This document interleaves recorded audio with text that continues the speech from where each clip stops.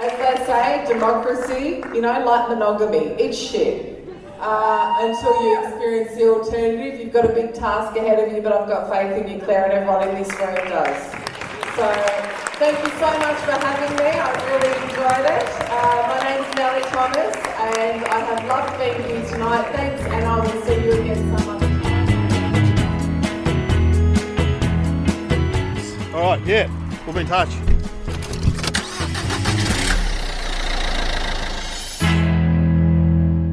Now, you're on the debrief with Dave O'Neill here in my car with the great Nelly Thomas and her friend Amy in the back. Hello. Yeah, say hello, Amy. Apparently Amy doesn't listen to podcasts, but her husband's a big podcaster. Yeah. So She might listen. she might listen to hear herself. That's it. And then she might get hooked on podcasts. Just go, I love this, people just talking rubbish. It's awesome. There's not enough of that in the world. But Nelly, so you've been doing comedy. Let's see. Now, you won Raw, didn't you? You won... God, you've got a good memory. Yeah, I remember you won Raw because I remember talking to you backstage at the Hi-Fi. Yeah, 2002. Wow. Yeah. It was a while ago. Yeah, that was a little while ago. Hang on. I think it was 2003. I started in 2002, yeah. And then did your life change, like when you won Raw? How long have you been doing comedy before that? Not at all. So before that I worked in welfare. Yeah. And the long story short is that I was 28, which, in comedy terms is quite old, really, to start. Well, yeah. Most people start under 30. Most people start, and a lot of people start even late teens, early 20s. These days because of class clowns and all that. Yeah. So, I had been in sort of policy and also hands-on roles, sort of a mixture, and I, got a bit burnt out and thought, no, I can write, I'll go and be a freelance writer. You know what, you think that's all going to be easy. Yeah, that's really good money in that. Yeah, it's great, and I'll buy myself a house and it'll all be fantastic. And I went along to a forum called Geez Louise Funny Women's Forum. Oh, yeah. They do it every year in the Comedy Festival. Yeah, that Linda Hagger started, and I thought it was for comedy writers and, for people who wanted to, write a sitcom or, how you think, oh, yeah, I'll just write a sitcom. Yeah. And, then I'll be famous. Yeah, it'll be easy. It'll be... Just send it to Channel 10. Yeah, that's right. Don't put a return envelope in there. I'd already cast it. Yeah, I'll just turn it on TV one night. My sitcom will be on. And there I'll be. It'll be like Prisoner. That's and funny, then Nelly's isn't it? When you think back to... I didn't even know how to set out a script. I would just send in paragraphs to Channel 10. Totally. Like, man walks into a shop, he says to the person, blah, blah. I'd send a CV. Yeah. Go, look, see, I can lay out a CV. I could write a sitcom. Oh, funny. And so you went to that and then... I went to that and then worked out pretty quickly. It was a 2-day thing. And within the first hour, I kind of went, oh, this isn't for writing sitcoms. This is for stand-up comedy. And I had a chat to Linda Hagger and said, I'm sorry, but, I'm going to go. And she's like, look, you're here now. You may as well have a go. And I don't know why. I guess it was just a moment in time in my life. And I just thought, oh, well, fuck it. I may as well just have a go. Have a crack. And so I still remember I wrote 5 minutes because we had to do we didn't have to, but we were invited to do a performance the next day. And it was in the peak of Big Brother. So I wrote this whole thing. First series or? First series, Sarah Michelle, all that stuff. Yeah. Ben. Yeah. So I wrote a Blair. thing where I connected Big Brother to refugees. Oh, wow. And I just to refugee policy, God knows how that worked. You're political from a very early age. Oh my God. Well, I had been working welfare, so. Yeah. What did that routine go? I used to do a joke about how the guy that did the voice didn't sound very scary. Yes, I remember that routine. Yeah, it was like he's doing an announcement of David Jones. Oh, totally. This is Big Brother. There's an underwear special in aisle 5. Yeah, that's right. Can I have some bonds? Because he didn't sound like my big brother, my scary older brother. No. On Murray Road, thanks, Dave. Where are we going? Sorry, we've got Amy's telling me right straight ahead or left here. Yeah. Oh, Jesus! Oh, it's the worst taxi driver ever. You have not got a career in Uber. That's for sure. I ended up staying. So I wrote this thing, did it the next day. There was a showcase for anyone who hadn't had a go, and then I got booked to do a gig from that. And then someone said to me, "Why don't you go in raw comedy?" And I mean, it sounds fanciful, but it was just bizarre. Like, I did the first heat and won, and did the state final and won, and then did the grand final. You won, yeah, it's amazing. So, and you entered in Victoria, which is the hardest state because there's so many comics. Now, where are we going here? Straight ahead or left, right? Straight. And so, literally, having never even considered, I don't even remember seeing a live stand-up show. And then within, a few months, because the prize for Raw, of course, is going to Edinburgh, I was in Edinburgh doing a show. That's fantastic, so, isn't it? And then I've just stayed in it. Yeah, great. Yeah. What else am I going to do, Dave? Well, hey? this is the thing. I mean, we've just been past Preston Market. You get a job I could get a job fruit and veg aisle. Do you guys go to the Preston Market? If I can be bothered. Yeah. Is it a big effort or? It's not as big as effort as I make it out to be, but it feels like a bigger effort. Like, it's always that constant struggle, isn't it, with all decisions in life between maybe this is just a metaphor for life, isn't it? Should I go to Preston Markets and do the right thing, or can I go to Woolworths for 10 minutes? Yeah, exactly. Sometimes Preston Market wins. Of course. If you've got the time, a market is great. Or they have better cheese. Yeah. Better dips, probably. Do you go Amy or not? Do you go Amy? Yeah, we used to more. Yeah. And then it's like about maintaining the relationships down there. Yeah. Oh, it's maintaining the relationship. It is. You feel guilty. You do. Oh, yeah, they give you the, I haven't seen you for a while. They do. They ask you where you've been. And if you don't buy too much, it's like suspicion. You know what I don't like? Where else. I shop and the fruit shop gives you a bag with their name on it. Oh, and then I go to the other fruit shop and they stare at you. You're like, I don't go in there all the time. I'm not that loyal to them. I had one woman at the fruit shop, actually, because I hadn't been for ages, because Woolworths was winning for a little while. Yeah, it was winning. And she asked if I'd been sick. And then I felt like I had to make up some story that I'd been away. Well, I always say because I'm a comedian, I've been away, I've been on tour. Yeah, oh How my long God. for? One night I was in Mildura. Yeah, that's I'm still... It's a long way. I haven't seen you for a while. But they had some good cherries. Oh, yeah. Yeah, good fruit, but no, good fruit. I mean, it's definitely better. It's better quality. So, who cares? Why are we talking about that? Oh, no. It's good to talk about markets. Okay. It's good to talk about markets and your career. But see, it's interesting because you came from a welfare policy background. Yeah. You've always been quite political, and you do a lot of work in that area still, like in health, don't you? Yeah, I do. Well, I think You combine health and I comedy. have. I've been able to combine, I guess, my interests. I think initially, I don't know if you were the same, but initially you try and be everything to everyone. You do every gig. You do not. Every gig you're offered, regardless of whether you... Desperado. Desperado, yeah. And, I personally think that's a mistake. That's right, Dave. Well, bloody Amy in the back. Yeah. She's Taskmaster. Beyonce. Oh, you missed it. Oh, is it that one? You've missed Beyonce's drop-off. Oh, no. So can I get through this way? Nah.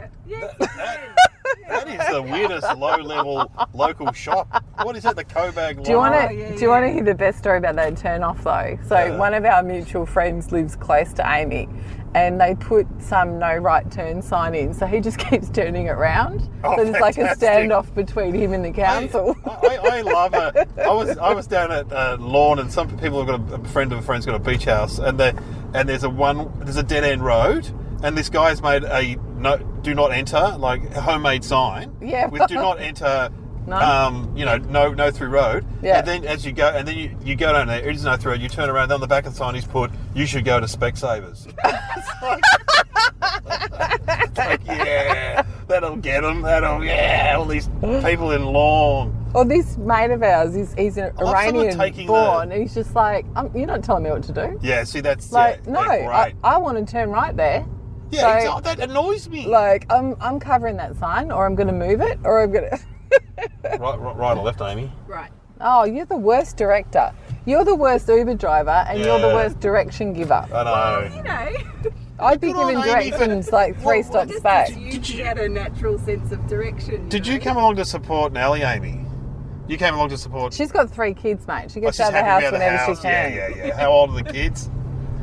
4, 8, 4, 8 10. and 10. Oh, yeah, you're similar to me. So, Yeah. good on you. She's tired.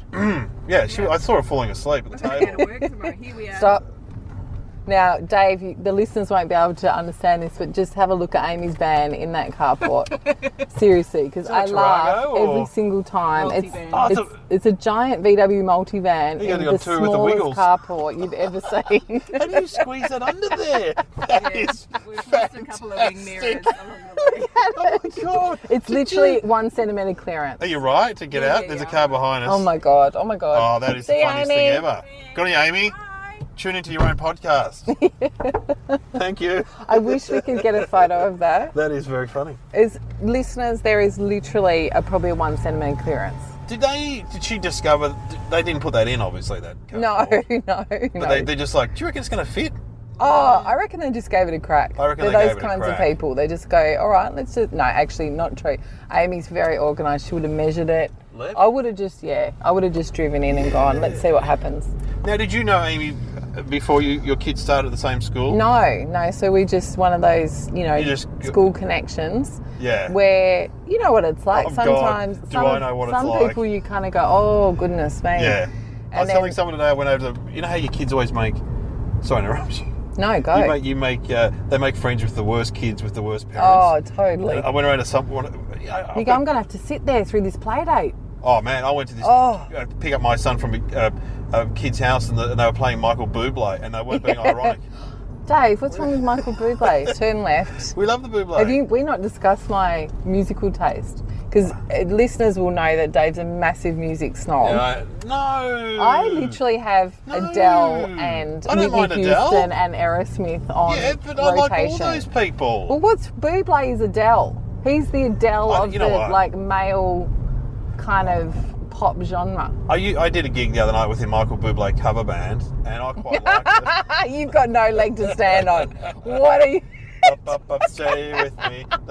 Sway with me. And I was sort of a bit crying before. Yeah, what's that one he sings? You better be home soon, or it's like he sings a ballad. Anyway, so your parents. I love a power ballad. It is funny with some parents.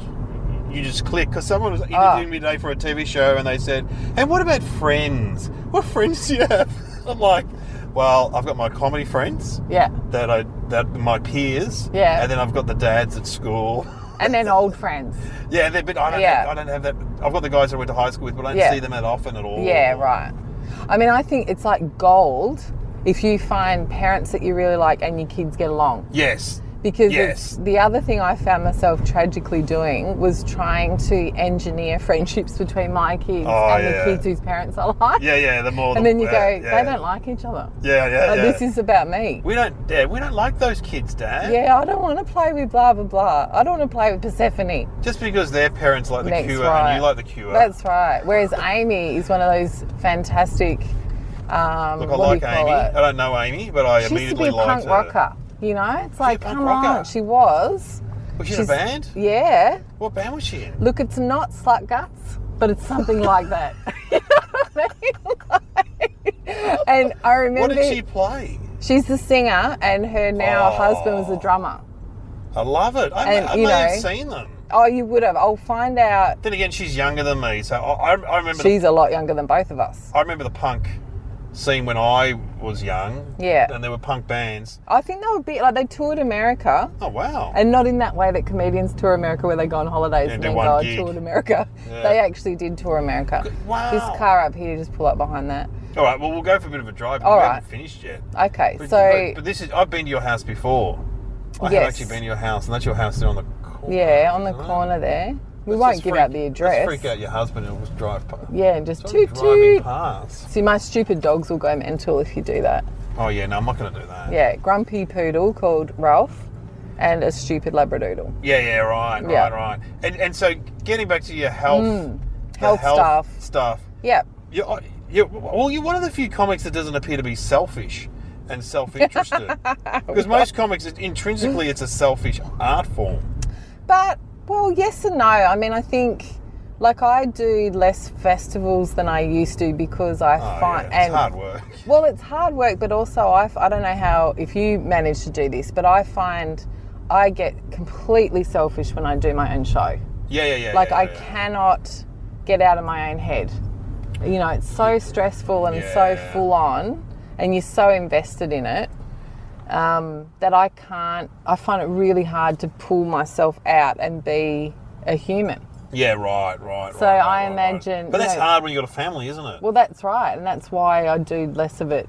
Whereas I find with my health gigs or even with corporates, I know a lot of comedians hate corporates. I don't. I know, I quite like them because, I mean, I do. Depending on which one it is. Yeah. And look, the good thing about a corporate is that... well, you get paid. You get paid and you turn up. Yeah. And you do it and then you go home. That's right. And whereas a festival thing's a whole it's a big different investment. It's a kind whole of scenario. thing. But also, I mean, I don't know, this might be getting a bit bloody, ooga booga, but I sort of think I'm not actually a natural performer in the sense that I don't just enjoy it for the sake of it. Oh, yeah. So I think if I'm going to go through the sort of stress and anxiety of it, I kind of want it to count. Yes. Like, that sounds a bit lofty, but I actually mean there's some people that just love getting up on stage. They go, I've got to get up on stage. Yeah. Whereas, to be perfectly honest, it wouldn't bother me a great deal if I didn't get on stage. Yeah. Like, I like the writing process. Yeah, I like the thinking process. But I think for a lot of, I weirdly have ended up doing lots of gigs in ridiculous areas like domestic violence and, child abuse and human rights and, things where you wouldn't think comedy would work. But we both know it does if you do it right. Sure, yeah. And I sort of think it's worth going through all the stuff you go through to get on stage if it also aligns with what you're about. That's a very good point. And because every gig I've done with you lately has been, we've done like a gig for Playgroup Australia. Oh, that's right, we yes. did a debate. Yeah. And we've just done an ALP benefit. Yeah. So I think... And then we're doing stand more, sit less. That's right. Yes. So every gig I do with you, it does seem to involve some kind of cause or some good thing. That sounds so boring, doesn't it? But no, I think it's good. I think that's good. I mean, I try and mix it up. Like I do... Obviously, when I first started, like I said, I would do, if you asked me to go like Ning of an Envelope, I would have gone. I did literally pretty much every gig I was offered, whether it's rough pubs and clubs or, and that's your training ground, isn't it? Yeah. Whereas I think now, I don't know. I mean, well, also you've had children, and you've got to be a bit more selective, I reckon. I don't want to travel as much as I used to. I like to be home. Oh yeah, same here. I love a gig where you can drive to, like I drove to Echuca last night and they're like, to host the local business awards. Yes, well done. Some very good businesses up. And then you drove home, I bet. I drove home because they said, we've got your hotel room. I went, no thanks. I'll just drive home. And I think you and I are similar, like, again, without getting the little violins out, we're family oriented. We are family orientated, you're right. And I do like to be home when the kids wake up in the morning. So yeah, it's true. And with my younger son, he used to get to the point where when I put my jacket on to do a gig, he'd go, take your jacket off. For me, it's lipstick. Yeah, all right. If I put makeup on, because I never wear makeup, if I put makeup on, they're like, where are you going? Yeah. And I'm like, I've been with you all day. Yeah, I know. A lot of parents go out all day. Oh, I know. That's what I always say to them. Daddy doesn't work in the city. Yeah. And they're devoted because you're going out to do a 10-minute spot. Yeah, I know. And I say, someone's got to work at some point, guys. That's right. If you need the money for the Lego, I've got to go and do something. You want a scooter? Yeah.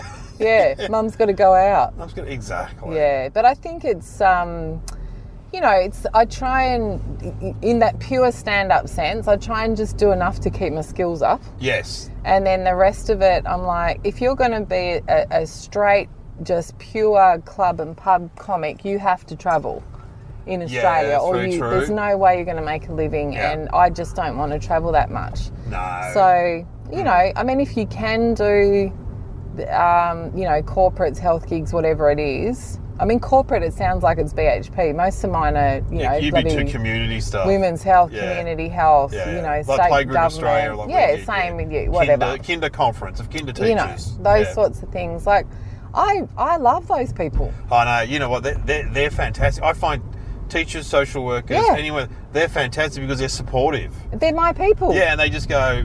Oh, I do teachers a lot, and I love to, because I studied to be a teacher. Yeah. And I've done principal conferences, and they are fantastic. And why wouldn't you?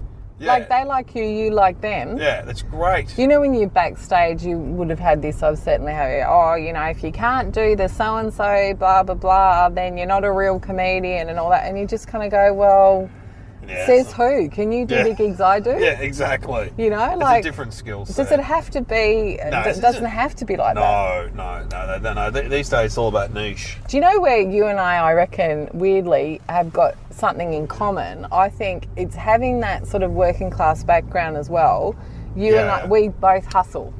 Yeah, that's know? right. It's a bit of hustle. That's exactly right. Like, I am not too proud. Like, if someone says...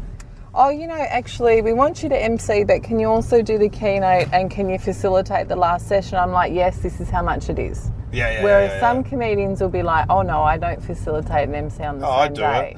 Or I don't do, you know, I don't do that. I only do. I'm like, I'll do it. I will do it, mate. You know, like, if you've got the money, I'll do it. Yeah, it's true. And I think... it might be a working class thing. I think it is. It's a strong work ethic. Like, I used to clean houses. I will clean your house. It'll be the cleanest house you've ever had. And for me, it's the same. And I think it's the same with you. That's why I get work, because I show up prepared. Yeah. You know, You're good. I'm good to work with. I'll hustle for the work. You know, and if you've got that kind of drive, you're not going to limit yourself to going, I'll only do this particular thing. Oh, no. I drew the line. They wanted me to do a gig at a farm conference, and they wanted me to MC and do a spot. I went, no problems. And we also want you to spruik at a exhibition for 2 hours. Yeah, nice. And I went, I'm not a spruiker. I said, there's no point me spruiking at a truck. Yeah. It was a tractor exhibition, I think. Yeah. I don't know anything about it. I'm just going to be some guy yelling in the corner. Yeah. I said, I don't mind turning up and talking to people. That's self-harm. That's exactly you know, and we've all right. done those gigs. Oh, like that. They're not good. I mean, I left, I don't know if you ever knew this, but I did like 2, 3, maybe 3 weeks on commercial radio and left. Oh, did you do Perth? I did. Yeah, I knew that. I did, and I did, because that was the trajectory after Raw. Yeah. It was like, well, you're supposed to do this, and then you go to commercial radio and you earn lots of money, and you da da. What station was it? It 96, was it 90? God, it's a long time ago. Was it like the Triple M one? Was it 92.0? It was Oz Stereo. Yeah. And look, I don't know, I'm absolutely not, you know, casting nasturtiums on the whole industry. I remember talking to you about it and saying... But I fucking hated it. Like, I thought to myself, I would rather not work. Yeah, like, honestly, I just hated it. And I think coming from the welfare background where you don't earn a lot, and also not having come from money, I wasn't afraid to not have it. Yeah, do you know what I mean? Like, which is another asset as a comedian. Yeah. When you're starting out, you kind of have to know how to live poor. Yeah, it's true. Or you're screwed. So, I just didn't want to. But you also, they probably put you with people you didn't know. Oh my God, and that's the thing. I'm sure it could be like, was it with if, Robbo for example, and it was a guy called Wacky Luke. And you had to call him Wacky Luke on and off air. No. Absolutely. Wacky Luke. True fact. And he was, of course, clearly put with me so we'd fight. Yeah, they do love that at Oz Stereo. They of love course. That. They wanted us to fight. They wanted him to say outrageous things and me to correct him and be the sort of straight-laced mum. Yeah. And even though, yes, I am, you know, I care about things and I'm political and whatever, I'm naturally a conciliator. You know, like I actually do like dialogue and I like people to talk and I like, you know, so I don't want to fight. Yeah, that's really annoying. I certainly don't want to do it for a living every single day. Oh, no, thank you. So, you know, having said that, Dave, of course, if you and I were offered a show, we'd do it. You know, that's a whole other thing. Like, we'll name our price. Have fun. I mean, have fun. I always did commercial radio with people that, initially that I knew, and it was fun. Yes, but I came from Triple R, which is community radio. Yeah. And even though it was a breakfast show, we just had a lot of fun. But you had a team as well with people that you were friends with. Yeah, exactly. You know, you weren't put on as adversaries. No, that's right. Whereas it would literally be like putting me on with a young Sam Newman. Yeah, and saying... And going, hey, you guys go at it. Yeah. Whereas I'm still naive enough to think if I sat down with Sam Newman, I'd convince him to be, you know, a feminist. Possibly, who knows? So I've met him once or twice, and he remembers your name. He well, goes, there hello, you go. hello, David. How there are you? Go. Do you know who I would genuinely love to interview? Yeah. And in fact, I may be doing a series Andrew for no, I'm lost cause. Yeah. Kyle Sandilands. Oh yeah. I actually genuinely would like to interview Look, him. I've met him, and he's all right. He's just, he's an interesting character. I think his background is absolutely fascinating. Townsville. He's from Townsville. Townsville, isn't he? really, humble beginnings. Very humble. Oh, and yeah. don't you know that? And God knows can definitely be given, especially given the gigs I do. Like if Andrew Bolt's going to write a column about people being PC, like he could include me. But I also find when I listen to someone like Kyle Sandilands, yes, of course, sometimes he goes too far and I'm outraged. Yeah. There's other times, though, where I think the outrage against someone like him is so confected. And I think what his humour is very working class. Oh, yeah, no, definitely. When he's doing definitely. sort of tits and ass and Yeah. there's not malice in it. Yeah. When I met him, I was working with Dicko, and they were mates. They were judges together on one of those shows. Yes, that's right, on Australian And he Idol. goes, Kyle's a bit insecure about comics. Just tell him that he's doing well, or something like that. I went, what? Right. And he goes, yeah, because he's a bit insecure about stand-ups. Yeah. And so, Well, I would I've watch done him. jokes about him. Yeah, well, same here. Yeah. But I would watch him on that show and laugh at some of his comments. Oh, I think it's pretty 100%. funny. Some of his comments were 100%. funny. And I remember finding out, do you know when him and Jackie O got the big break on the show, whatever, he was offered, $5 bazillion and she was offered, I think, something like a third of it. Yeah, that'd be right. And he marched in and went, that's not happening. Like, good on him. You match, she gets the same as what I get. And again, I thought, how many progressive comedians, male or female, would do that? Nah, not many. Whereas he's this, rough as guts, un-PC, bogan. working class bogan going in and going, fuck that. Yes. You don't pay her less than me. There's a bit of your money where your mouth is. Oh, God, yeah. Kind of stuff. So I would love to interview someone like him. But Well, anyway, it could how do we happen. get onto that? You never know. Well, it might. We'll see. It could happen. We'll see. You're listening to The Debrief. I'm with Nelly Thomas. Hey, this episode of The Debrief is brought to you by Sheba. It's a great rideshare app where all the drivers are women. That's right, every single driver is a woman. So set up your account by downloading the Apple or Android app, and multiple users can use the one account. Enjoy the one account. And also, this is a great idea for dads like myself. You can set up an account for your daughters. Corporate accounts are available too. Sheba also takes booking. It's female-only driving service. You're back on The Debrief with Nelly Thomas, having a great chat here. And I've got some questions that I ask everyone. All right. Because it is The Debrief. Hit me. What went well tonight and why at the gig? From me or from you? For everyone. Dave No, went not really just well. me. No, I don't. I'm talking about... What went well? I think the range, like what's the right word? Diversity, range, whatever. The different styles went well. Of the comics. Yeah, no one was the same. So what were we doing? It was quite So funny. it's an ALP fundraiser, Yeah. but I think, there was obviously, I emceed it, Lawrence Mooney headlined, so he did a character. Did Malcolm Turnbull. He did Malcolm Turnbull. Very funny. You and Adam and Kirsty, Adam Rosenbachs and Kirsty Wiebeck, you all did stand-up, but you've all got quite different styles. Different styles, for sure. And then there was a double act. So Some young girls. And Lil did a double act, very political sort of... They were good, and they're still at school, those girls. Yeah, good on them. Yeah, so I reckon the strength of the gig, from my point of view, was that you didn't have... sometimes you do a gig and you go, I can't remember the difference between everyone. Yeah. Look, there's nothing worse for me when I do a gig and I turn up and there's three other guys who are going to talk about being a dad and having kids. Like, where it's all too similar. Oh, yeah, and you look, you go, I can't do that bit, I can't do that bit, no. Or you're even struggling to remember whose joke was whose. Yeah. And you go, and Gary was mentioning having a pregnant wife. That's right. Yeah, that's like me. And also Gary mentioned Depeche Mode. Depeche Mode. Oh, I love Depeche Mode. I knew you would. That's why I said it. Love Depeche Mode. But I reckon that's the strength. Did you say the same? I reckon, it was good variety. Yeah.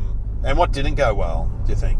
I reckon that those, and God knows I do a lot of them and you do too, but often at, I think, quote unquote, cause, like events for a cause. Yeah. that you often get at least half the audience would not have been to comedy, or they're not regular comedy goers. I reckon you're right. And they're what I think of as like a theatre audience. Yes. So even though they're very happy and they would come away from the gig going, oh my God, I loved that, they don't make a lot of noise. Yeah, and it was a very, like, there were young people, Yes. old people, middle-aged people. So there were some of those, even one of them was Senator Kim Carr, and I was watching him because I've followed him for years, and having done a politics degree and and I was watching him a lot, and he's one of those classic people, like he's a jolly laugher, but he made no noise. Oh, that's interesting. You know when someone throws their head back and forth and they like cover their mouth, like they're not meant to be, like, maybe it's like he's in question time and you're not allowed to or something. Maybe. Or you would be allowed to though, wouldn't you, in question time? Were there any organisational hazards that got in the way of the gig that hampered us? I mean, I never like when people sit at tables. I don't know about you. Yeah, big round tables are hard. Big round table, because all the laughter gets sucked up. And also, they're not facing you. They're not facing you. It's more of a quiz night vibe. And it's a big room. We're in the Thornbury Theatre. Very big. It's not really a theatre. It's more like a. It's more like a hall with a Greek reception centre, I think. Yeah, with a stage. Yeah, I mean, I've had some, and so have you though. I had some really good gigs there, and I reckon tonight was good. But if I personally were going to lay the room out, I would definitely have theatre seating. Yes. Or at the most cabaret with little tables. Little tables. And I reckon sometimes, especially bloody, fundraisers. I don't think, like, sometimes they think the cause is enough, where you go, there's actually a science to how you put a show on. Yeah, exactly. It's entertainment, guys. It's show business. Yeah. Like, if the sound's wrong, if the seating's wrong, if the lighting's wrong, if the heat is too hot, if it's too cold, like, these things will make a tremendous difference to the success of the night. Definitely. The last question is how can we do better next time, but I think we've just nailed it. I would do theatre seating. Theatre seating. Yeah, theatre seating, when you see that when you go into a gig, you're like, oh, thank God. Having said that, I reckon for a fundraiser, and I've done a few in that room, if that's our only complaint, because I've done some terrible ones there. Oh, really? Oh, where they've gone, Joe from accounts can do the sound. Oh, no. You go, no, mate, he can't. No, he can't, because it's a very big room. Like, you've got to get a technician who actually knows what they're doing. So, overall... It's pretty good. I thought it was good. Well, we can play a song now, so we should... Oh, can we play some Adele? Oh, okay, yeah. No? No, yeah, of course we can play Adele. Adele's great. Let me think something. Let me think. What song from Adele? Oh, no, can we play Chisel? Play Chisel. What do you want to play? Chisel. Don't go with me. It's I'm going with me and you together. Okay. Let's go Working Class Man. Working Class Man. Now, that was Jimmy Barnes. It was also written by a Canadian, so I don't like Working Class Man. Oh, I forgot. I knew it was written by the keyboardist from Journey. Well, let's do Flame Trees. Love Flame Trees. Flame Trees. It's a beautiful song. Yeah. All right. Nelly, well, thanks for coming on my podcast. Thanks for having me. And people can find you. You're fresh on Twitter. I'm fresh on Twitter and Facebook, Dave. Early adopter. That's me. And we didn't even get to talk about weight. Like a couple of months. Because I heard you doing an amazing interview on the ABC about weight. Being fatty boomba. Yeah. Yeah. Because I am fat. Oh, shut up. No, I'm over 100 kilos, but... Well, I was well over 100 kilos. Yeah. Well into the triple figs. Yeah. Interesting. Maybe we need to do a whole other thing. I think we do. I think we'll do it another time. Can we do a thing on class and obesity? Yeah, it is interesting. It is. Well, that... Because I tell you what, being skinny in a working class family, people just think you're sick. Yeah, that's funny. Don't they? Yes. Seriously, like, what's wrong with you? You're all right. You're all right. You need some Red Rooster, babe. Like, sort yourself out with a barbecue chicken. Yeah, it's very true. My mum was always obsessed by weight, though. She was always very skinny. Yeah, oh, totally. Mum was very skinny. My mum wasn't skinny, but obsessed with weight. And Ford Pills, which is speed. Oh, Ford Pills. Do you remember that? Yes, like, why is Mum on edge? She's been necking some Ford Pills and Herbalife. I think my mum still weighs... Oh, Herbalife. I think Mum still weighs herself every day. Oh, totally. And Light and Queasy and bloody Jenny Craig. And, oh, yeah. Oh, my God. Just throwing your money away. Whole industry. Yeah. Oh, yeah. Another one? Oh. Another potty? Another podcast. Yeah, we'll talk about it. We'll work again. Nelly Thomas, thanks for coming on the Debrief. Dave. Awesome. And you follow you on Twitter. What's your handle, man? Oh, what is it? Nelly Thomas 16. That's memorable, isn't it? Yeah, cool. Yeah. You'll never forget that.